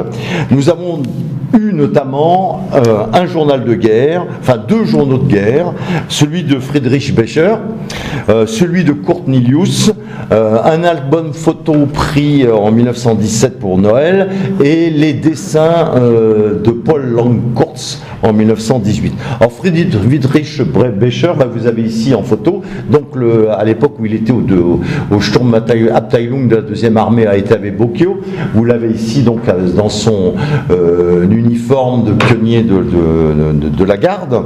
Donc il a écrit son journal qui s'appelle Journal de guerre d'un soldat allemand sur le front de l'Ouest. Il est né à Berlin, à 20 ans il est incorporé dans une compagnie de pionniers de la garde en 1915. Il est envoyé en France dans le secteur de Lens, Notre-Dame de Lorette, etc.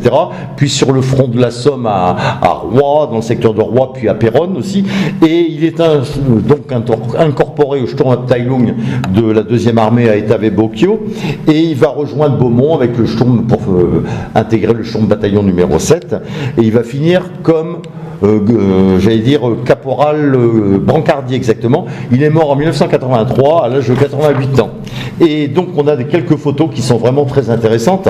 Et On les voit ici, et notamment son journal de guerre nous renseigne, c'est vraiment très intéressant, il nous renseigne sur son quotidien à Beaumont, sur ce qu'il fait.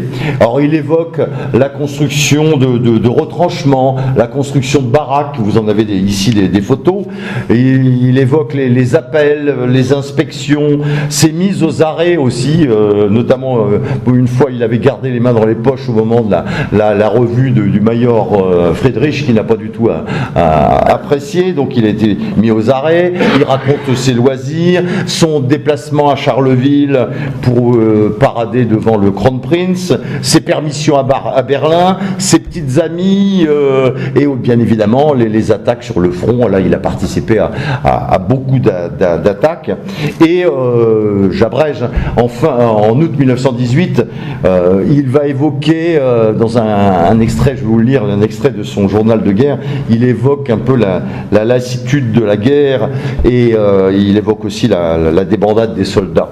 Le 13 août 1918, il écrit dans son journal « Nous sommes de jour en jour plus fatigués de la guerre. Je reste allongé sur le lit à somnoler et je n'ai plus d'intérêt à rien. Quand on voit ici comment ces messieurs les officiers vivent ici à Sainte-Preuve avec certaines femmes, alors que nous, on ne peut pas se reposer et on doit se satisfaire de mauvais repas, pendant que ces messieurs mènent la belle vie. On a très envie de rentrer chez nous, nous sommes désespérés. » Donc c'est en août 1918. Voilà. Autre document vraiment très intéressant, c'est cet album photo qui a été fait par probablement un soldat de l'IGB 15 qui stationne donc au moulin de Beaumont pour la Noël 1917.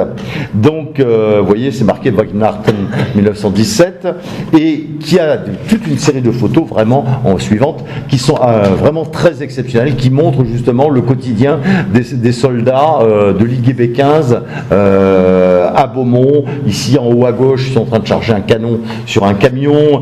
Vous avez un attelage qui revient du terrain d'entraînement avec qui tire un canon, etc., des chevaux, etc. Autre journal très important, je vais vite, hein. Le journal de guerre du sous-lieutenant Kurt Nilius. Nilius, lui, a été incorporé au 2e régiment de grenadiers de la garde au printemps 1916. En 1916, il va séjourner en Belgique, notamment à Ypres, puis sur le front de la Somme. En avril 1917, il est dans la région de Toul, puis sur le front de l'Aisne, et en Champagne, notamment au fort Brimont, au nord de Reims. Il est promu sous-officier en 1917, il va à Charleville, à Saint-Quentin, etc. Et en avril 1918, il est envoyé à Beaumont pour suivre une formation auprès du Sturmbataillon numéro 7. Alors, il ne tarit pas d'éloges dans les échanges de lettres avec son père, notamment, qui est à Berlin. Il ne tarit pas d'éloges sur les hommes du Sturmbataillon qu'il admire. C'est vraiment ses héros, il l'écrit, etc. Et il décrit aussi les exercices auxquels il participe. Il décrit notamment l'accident d'un de ses camarades qui, en roulant une tranchée, donc avec des grenades, de vraies grenades, la grenade explose et il ne s'est pas suffisamment caché trop vite, et il s'est pris un éclat de grenade dans le ventre. Il est mort au lazaret de Marle. Et il est vraiment impressionné aussi par les exercices au lance-flammes qui semblent vraiment l'avoir beaucoup impressionné. Et aussi, surtout, je vous parlais tout à l'heure de la nourriture. Alors là, il ne tarit pas d'éloges sur la nourriture qu'ont les hommes et les officiers, bien évidemment, du Sturmbataillon. Il raconte ses promenades à Marle, etc., etc. Et c'est la participation au combat, bien évidemment. Voilà. Alors, combat de 1918, je relaisse la parole à Dirk. Tu vas pouvoir te reposer. Donc, on va résumer parce que okay. Les combats de 1918. Donc, à la différence de 1917, c'est que l'armée allemande sur le front ouest repasse à l'offensive. Pourquoi? Les Russes ont abandonné la partie, les Roumains ont capitulé. Une grosse partie des forces allemandes qui étaient sur le front est viennent à l'ouest. C'est pour ça qu'aussi il y a une grosse partie des Sturmbataillons qui étaient sur le front est viennent aussi à l'ouest. Pour ce qui est de nos secteurs, d'abord, en 1918, le Sturmbataillon, comme tous les autres Sturmbataillons, vont faire des reconnaissances sur le front. C'est pour ça qu'à partir de février, ils vont faire surtout des raids sur toute la ligne du front ici, pour savoir identifier quelles sont les troupes qui sont en phase 2 et quelle est la structure de défense qu'ils aménagent. À partir du 21 mars, là par contre, ça commence à sérieusement changer. Vous voyez bien ici le schéma de toutes les offensives allemandes. La première, celle du 21 mars, l'opération Michael, avec l'opération Arkengel ici. La deuxième qui aura lieu au sud de Ypres, l'opération Georgette. La troisième, l'opération York et Blücher, qui aura pour conséquence la reprise du chemin des Dames et la bataille du Matz ici. Pour ce qui est du Sturmbataillon numéro 7, elle ne va pas attaquer le 21 mars 1918 avec la 18e armée, mais elle va attaquer du côté de Hamini, comme vous voyez ici, la carte en bas, où le but c'était de libérer le flanc de la 18e armée allemande qui était très exposé sur cette zone-ci. Résultat, c'est que le 25 avril, ils vont faire une attaque, 25 mars, ils vont faire la première attaque ici, puis le 6 avril, ils vont attaquer ici. Ils vont pouvoir faire une percée et les divisions allemandes vont pouvoir s'engouffrer dans la percée et libérer prendre toute cette zone afin de libérer le flanc sud de la 18e armée. Deuxième opération du Sturmbataillon numéro 7, principalement, ça va être la reprise du chemin des Dames. Pour ceci, nous avons une meilleure carte. Voilà. Le 27 mai 1918, le but initial, c'était de faire une attaque de diversion pour forcer les Alliés à mettre des troupes ici, les troupes qui étaient en face d'Amiens et dans les Flandres, qui bloquaient les offensives allemandes. À la grande surprise des Allemands, c'est qu'ici, ils vont quasiment percer. Le Sturmbataillon numéro 7 va se retrouver ici, là, sur tout ce flanc-ci. Principalement, son rôle va être quoi ? Dès que l'infanterie allemande, quand elle progresse par petits groupes, rencontre un point de défense, les grenadiers s'introduisent dans les tranchées adverses, contournent les points de résistance et les réduisent au silence. Comme ça, l'infanterie allemande n'a pas à perdre son temps à réduire les points de résistance de l'ennemi et passe directement plus loin. Pour résultat, c'est que le 27 mai, la FIM est traversée et donc c'est vraiment une percée. À ce moment-là, c'est la grosse panique chez les Alliés. Ils croient que la percée est faite et que Paris est de nouveau menacé. Nous sommes bien en mai 1918.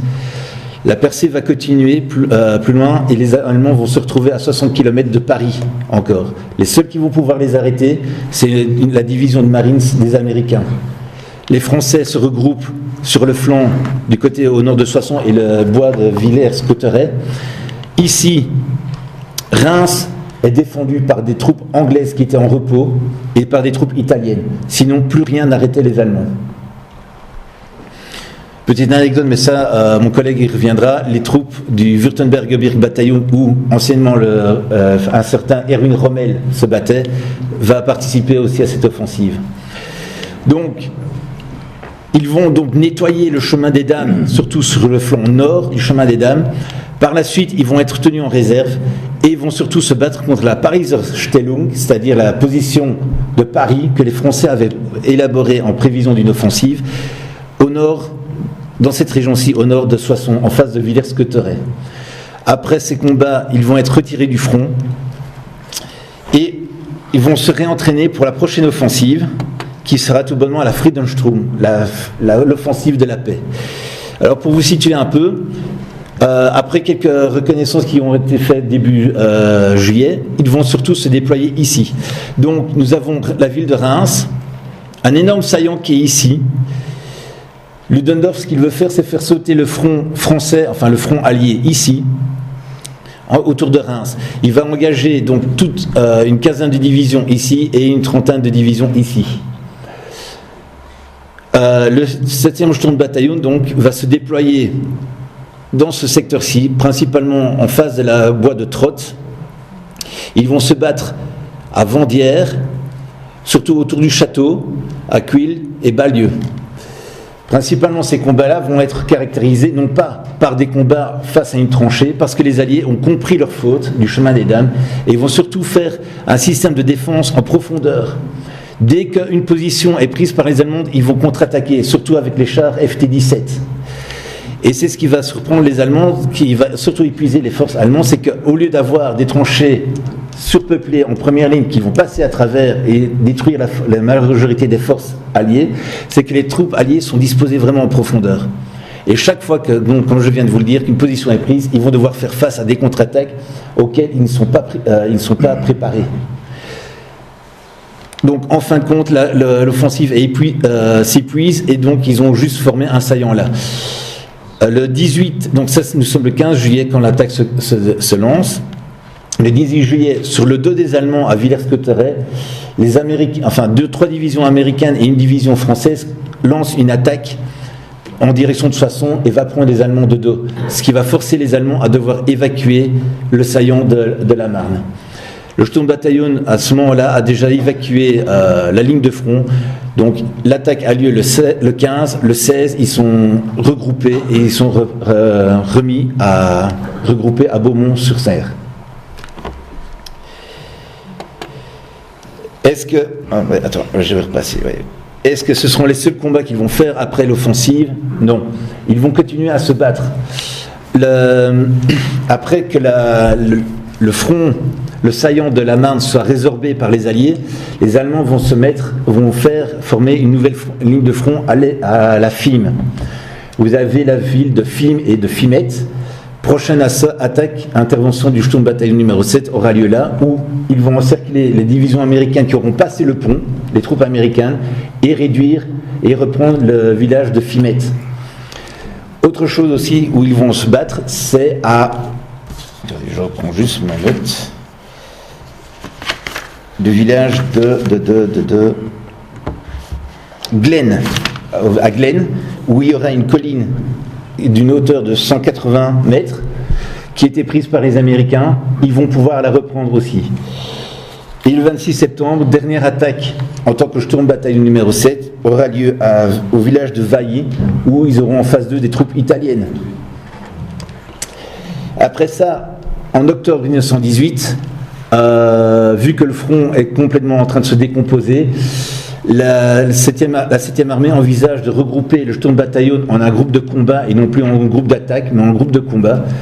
Ils ne vont pas vraiment agir sur le front, mais ils vont surtout être utilisés pour établir l'ordre derrière le front. Il faut savoir qu'à partir d'octobre 1918, des mouvements révolutionnaires comme les Spartakistes sur l'arrière allemand commencent à attaquer sérieusement la discipline et fait que nous avons un niveau de désertion très, très élevé de l'armée allemande.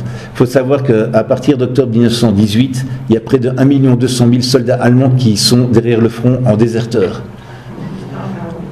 Donc ce sera ça principalement que ces troupes vont devoir faire, garder les dépôts de nourriture, parce que les soldats allemands meurent de faim, comme le peuple allemand meurt de faim. Ils vont devoir garder les dépôts de munitions, les dépôts de nourriture. Ce sera ça principalement la tâche de ce groupe de combat. Arrive donc le 11 novembre 1918, l'armée allemande est dissoute après. Les soldats du Sturmbataillon 7 vont rejoindre les survivants du Sturmbataillon 5 et du Sturmbataillon 2 et vont former un Freikorps, le Freikorps Hindenburg. Ils vont faire une des sections de ce Freikorps et vont surtout s'illustrer donc contre les Spartakistes et surveiller la province de Potsdam contre les incursions polonaises qui auront lieu en 1919. Ce Freikorps sera dissous, si je ne me trompe pas, durant l'été 1919 sur ordre des Alliés. Ces soldats principalement vont reformer d'autres Freikorps plus discrètement ou des groupes de fermiers qui vont coloniser, je veux dire, tout ce qui était l'enseignement, la Posmanie et la Prusse orientale. Je redonne la parole à mon collègue. On va essayer de vous dire, mais le sujet est vraiment très très abondant et il y a vraiment il y aurait encore beaucoup de choses à vous raconter, mais on va essayer on va abréger simplement. On va passer rapidement les photos. Simplement, on ne peut pas parler du Sturmbataillon numéro 7 sans parler du Württembergische Gebirgsregiment, donc un régiment de chasseurs wurtembergeois qui arrive à Beaumont en prévision justement des offensives de l'été 1918, qui arrive à Beaumont et qui va y séjourner à 3 reprises. Au mois de mai 1918, ils arrivent, c'est vraiment une troupe d'élite de chasseurs de montagne qui s'installe à Beaumont, qui va participer, suivante, donc c'est le major Spreusser que vous voyez ici, et donc en prévision des offensives, ils vont... Non, on revient à la précédente. Voilà, celle-là. Et donc, il veut dire qu'on a parlé. Et donc, ils sont très bien à Beaumont aussi. Ils sont répartis là, comme le Sturmbataillon numéro 7, à la fois sur Beaumont, Saint-Pierremont et Tavaux. Un effectif de 1200 hommes. Ils vont participer aux offensives de l'été et ils vont être littéralement décimés, notamment dans leur offensive qu'ils vont mener avec l'IGB 4, puisque l'IGB 4, donc la batterie de canons d'accompagnement d'infanterie, leur est affectée, et notamment quand ils vont mener les attaques en direction d'Épernay avec le Sturmbataillon, leur effectif va fondre à peine 250 ou 280 bonhommes, et il ne reste que ça sur les 1200. Donc, enfin, ils n'étaient pas 1200 quand ils sont partis sur le front, mais ils sont complètement décimés. Ils reviennent à Beaumont complètement décimés, et comme le Sturmbataillon numéro 7, ils sont employés notamment à Fismes comme pour faire de la police, pour faire arrêter les déserteurs, etc., parce que c'est la débandade complète dans l'armée allemande. Mais c'est un régiment d'élite qui est là. Vous avez à chaque fois, regardez tout à fait en haut à droite, vous avez en haut vous avez les lieux de départ qui sont entourés, et là c'est l'offensive qu'ils ont menée sur Villers-Cotterêts. Je parle la carte de gauche. Là c'est l'offensive, la deuxième, c'est la carte en direction d'Épernay. Là c'est pareil, on a une iconographie, une documentation vraiment très importante. Et surtout, ce qui est intéressant, c'est cette photo qui est passionnante, on la remet devant, c'est que là, ces photos, à Beaumont, ils s'entraînent sur notamment pour l'offensive où ils vont franchir l'Aisne le 29 mai 1918, ils s'entraînent avec leur barque, avec l'unité de pontonniers, à construire des ponts de bateaux sur les douves du château de Beaumont. Et là, regardez ces photos, c'est vraiment exceptionnel de voir de telles photos. Alors je continue, suivante. Alors je ne peux pas ne pas vous parler de l'abri du Kaiser de Beaumont, bien évidemment. L'abri du Kaiser de Beaumont, de quoi s'agit-il? Eh bien c'est dans la perspective des séjours de Guillaume II, de l'empereur Guillaume II, à Beaumont, que va être construit cet abri, qui est un abri en fait semi-enterré, qui se situe à 100 mètres en gros à l'ouest de la gare, dans une pâture bordée de haies et de pommiers. Et cet abri est enterré à environ 2,50 m de profondeur. Il possédait 2 entrées bétonnées, etc. et une pièce souterraine d'environ 30 mètres carrés, recouverte de tôles, de rails, de terre, etc. totalement invisible de l'aviation française ou de l'aviation alliée. Et cet abri était simplement destiné à protéger Guillaume II lorsqu'il venait à Beaumont, stationné dans son train pour le protéger d'éventuelles alertes aériennes. Parce que Guillaume II va venir à 2 reprises à Beaumont. Il va venir il ne fait pas un séjour d'une demi-journée, hein. Il vient à Beaumont du 1er juin au 17 juin 1918. Il arrive à Beaumont, et le lendemain d'ailleurs il assiste à une grande messe en plein air dans le parc du château. Il passe en revue les troupes, on a des photos. Il est accompagné de son frère Henri de Prusse, de toute une série d'officiers de sa maison militaire, des officiers d'état-major comme von Plessen, von Linker, von Mackensen, etc. Et le 16 juin il assiste à une nouvelle parade à Marle. Bon, il y a tous les photos sont dans le livre, etc. Et il va quitter Beaumont le 17, la veille du départ à Bourg-et-Commun. On ne vous en a pas parlé, mais le Sturmbataillon, en vue des offensives de juin-juillet, va quitte Beaumont et va s'installer à Bourg-et-Comin. Alors il déteste complètement Bourg-et-Comin, c'est plus du tout la vie de château, puisque notamment l'état-major, là ils sont vraiment dans des conditions d'hébergement absolument catastrophiques, et d'ailleurs ils l'écrivent, hein, ils le disent. Donc Guillaume II, lui, va revenir donc pour la deuxième offensive, le Friedensturm, l'offensive pour la paix, du 14 au 24 juillet, pour l'offensive sur la Marne.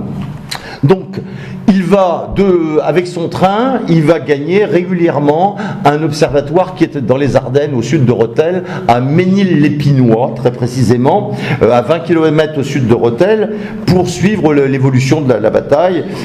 Et son séjour à Beaumont est bien décrit par un correspondant de guerre berlinois, Karl Rössner, qui nous explique le quotidien, la peur vous imaginez le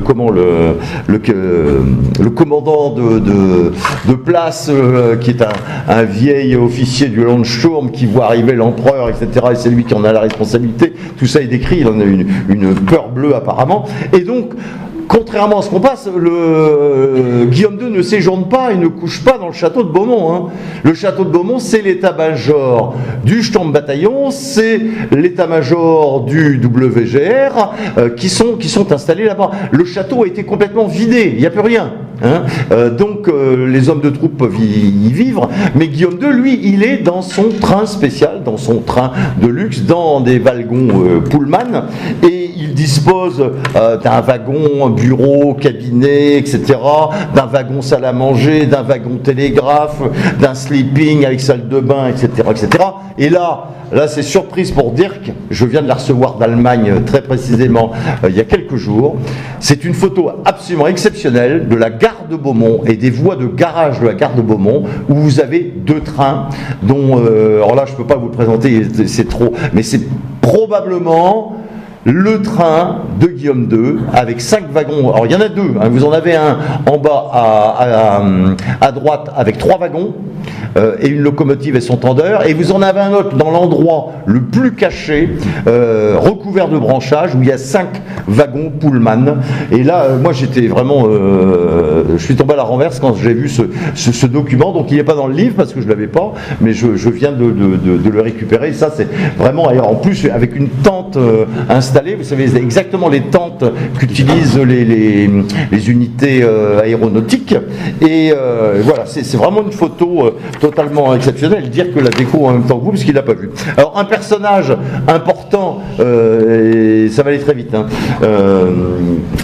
important qui séjourne et qui nous a laissé un témoignage important aussi, vraiment, c'est cet artiste qui appartient au Württembergische Geberregiment, donc Paul Lang-Kurz, qui est un professeur de dessin à l'école des arts appliqués de Stuttgart et depuis 1906, et qui séjourne à Beaumont en 1918 et qui va croquer toute une série de dessins pris sur place qu'on a, etc. Les Allemands sont très coopérants pour nous fournir les informations. Et vraiment, on ne peut que les remercier parce qu'ils mettent à disposition tous les documents sans aucun problème. Voilà. Donc, et il va croquer. Là, tu peux le suivant. On voit. Alors, il y en a la dernière. Voilà, c'est l'église non pas de Beaumont, mais c'est l'église de Tavaux. Vous voyez des hommes au repos, et là, regardez celle-ci. Bon, ça n'a pas changé, la rue n'a pas changé. C'est exactement au même endroit encore, avec tous les camions allemands, etc. Je continue très rapidement, parce qu'on ne pourrait pas ne vous parler de Beaumont sans parler des chars qui sont à Beaumont. Et les Allemands ont tiré les leçons de l'utilisation des chars par les Anglais, notamment dans la bataille de Cambrai, et ils veulent eux aussi habituer leurs soldats à la présence de ces engins et en connaître aussi les points faibles, et ils font venir dans un premier temps à Sedan tous les chefs d'unité des bataillons d'assaut, et vous avez le major Friedrich à droite en haut sur la photo, là c'est à Sedan, qui vient constater les capacités de ces chars, qui sont des Beutepanzer, c'est-à-dire des chars anglais Mark IV réutilisés par l'armée allemande. Et vous les voyez ici à l'entraînement. Et donc, ces chars vont venir à Beaumont pour participer à des entraînements avec donc, et vous les voyez ici, regardez le char Liesel. Le char Liesel au premier plan et le char Heinz qui est ici. Donc ils sont envoyés au début septembre 1918 à Beaumont pour s'entraîner avec le Sturmbataillon. Donc je passe encore rapidement. Voilà, vous avez vu les photos, il y en a encore d'autres, le char Liesel, etc. La fin du Sturmbataillon numéro 7, j'en ai parlé. Dire qu'on a parlé. Simplement, quelles sont les traces que nous ont laissées le séjour des Allemands à Beaumont? Eh bien là, voici quelques exemples, des traces comme les destructions, bien évidemment. Lorsqu'ils se sont repliés au mois d'octobre, ils ont fait sauter toute une série de mines, miné beaucoup de bâtiments. Beaumont a souffert, il n'y avait plus un arbre debout, sauf le tilleul. Plus un arbre debout, tous les pommiers ont été coupés, tous les arbres du bois de Rari, etc. ont été coupés, etc. Mais ils n'ont jamais touché au tilleul. Parce que le tilleul, il m'est resté là. Voilà. Et voici les destructions. Alors là, regardez cette photo. Ben voilà, c'est une photo que j'avais faite en 1996, mais à l'époque, je ne m'intéressais pas spécialement à ça. Je l'avais faite pour d'autres raisons. Et regardez, vous avez, en 1996, on voit très bien les trous de bombes, la zone, les tranchées, on voit tout. Il faut imaginer 70 hectares qui étaient transformés, percés de tranchées, de boyaux, de postes de tir, etc., etc., etc. Voilà. Donc, alors là, la suivante, regardez, là encore, vous avez au même endroit la photo que je vous avais vue tout à l'heure avec un groupe en train de monter à l'attaque, et le lieu en bas, là, qui est complètement bouleversé. Et c'est pas du petit calibre qu'il tirait. Il tirait avec du très très gros calibre. On a des entonnoirs vraiment... alors rien à voir avec les terrasses d'exercice où tout est faux. Là, ce sont des vrais... Vous imaginez des soldats qui montaient à l'attaque, à l'entraînement, comme ça pouvait être. Suivante, la suivante, vous voyez, là encore, photo, comparaison avec deux photos. Donc sur 4 hectares, et notamment dans les parties en sous-bois, le site est encore vraiment en très bon état. Suivante, voilà ce qu'on trouve sur place. Vous allez au chemin des Dames, vous trouvez la même chose. Il y en a partout, et notamment il y a des cartouches de fusils français, parce qu'ils étaient censés aussi réutiliser les armes qu'ils prenaient à l'ennemi, entre guillemets. Donc ils devaient aussi s'entraîner avec des lebels, avec des fusils, etc., etc. Les terrasses d'exercice, les trous de bombes avec les faux trous de bombes. On fait encore ici un boyau, une tranchée à gauche, les faux trous de bombes qui sont parfaitement bien visibles. La suite, c'est les terrasses d'exercice suivantes. On passe très vite là. Ce qui reste du cimetière Bosch, comme disent les gens du village, c'est-à-dire les haies de buis qui sont encore parfaitement visibles sur place, un terrain bien plat, bien aménagé, comme ceux que vous avez ici. Ensuite, ces alvéoles résultant de l'effondrement des casemates souterraines du dépôt de munitions, qui sont encore parfaitement visibles à certains endroits. Le moulin de Beaumont, qui a encore des choses très intéressantes à nous montrer, avec notamment, on va regarder en bas à gauche l'étable, et à droite le cantonnement c'est exactement le même endroit pris sous le même angle qui est là. Des graffitis allemands, ici Regiment Elisabeth, 14e compagnie. Voilà, des isolations au papier goudronné qui sont encore en place, c'est de la photo ici, et les soldats. Et regardez surtout, alors cette photo est intéressante, c'est le même endroit aujourd'hui, mais regardez ce qu'avait fait les Allemands, partout d'ailleurs on le voit sur beaucoup de cartes postales allemandes de l'arrière, ils aménagent des petites clôtures en bouleau, souvent ils utilisent du bouleau d'ailleurs, ici une petite tonnelle, on voit il y a un officier qui est assis en train d'écrire je ne sais pas quoi, il y a un tombereau avec un cheval derrière, etc. Tout ça c'est au moulin de Beaumont. Et il reste encore certainement une construction qu'a pu construire Friedrich Becher, une construction allemande là, qui est vraiment caractéristique en plein cœur du village. Et je termine par mon crève-cœur. Non, écoutez bien. Je l'ai intitulé l'abri du Kaiser ou la lente agonie d'un monument historique.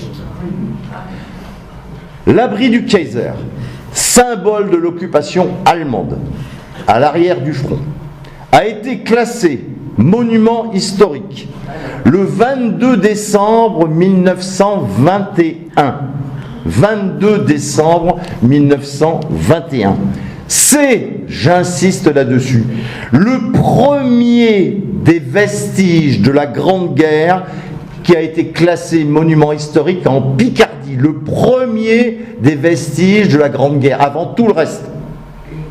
Pour vous dire l'importance et le symbole qu'il y avait dans cet abri. C'est le cinquième site des 13 départements sinistrés et le premier pour l'Aisne à être protégé, après notamment les quatre sites alsaciens, avant tout le reste. Et c'est dans l'Aisne, et tout le monde s'en moque. Ce n'est pas sur le chemin des dames. Tout le monde s'en moque. J'ai essayé d'alerter tout le monde là-dessus. Ce bâtiment, il est encore debout, regardez, mais il est dans un état absolument épouvantable. Tout le monde s'en fout. Je m'excuse d'employer ce terme, mais tout le monde s'en fout de l'abri du Kaiser de Beaumont, alors qu'il a été classé et qu'il est le premier site du département de l'Aisne à avoir été classé monument historique. On a tout essayé. J'ai même l'ultime chose, j'ai proposé aux propriétaires, parce que bien malin un géomètre qui, dans la subdivision de parcelles, a coupé l'abri du Kaiser en deux. Il y a deux propriétaires. Deux propriétaires qui sont des terriens, et vous savez que les terriens sont très attachés même à un art de terre, et j'ai tout essayé. Je leur ai proposé de le racheter pour fiche la honte à d'autres, pour leur montrer qu'on était encore capable de sauver ce bâtiment, et malheureusement j'y ai totalement renoncé. Je vous remercie, nous vous remercions de votre attention.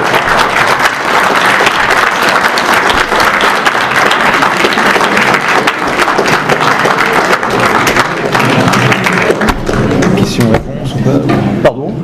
Question-réponse ou pas? Je ne sais pas si vous avez des questions, bien évidemment, mais là on a largement dépassé l'horaire. Le château de Beaumont, il existe toujours. Ah, le château de Beaumont, oui, bien sûr, il existe toujours, ça, il n'y a pas de problème. Il est classé monument historique, lui, enfin, pas le bâtiment, pas le corps de logis, uniquement les communs. Parce qu'il a brûlé, les Allemands l'ont récupéré en 1940, et ils ont fait une belle fête pour fêter leur victoire en décembre-janvier 1941, donc, et le château a brûlé. Donc il n'y a plus que la façade qui est classée monument historique, mais tout le reste, voilà. Et dis-le, on a aussi des bouquins si ça...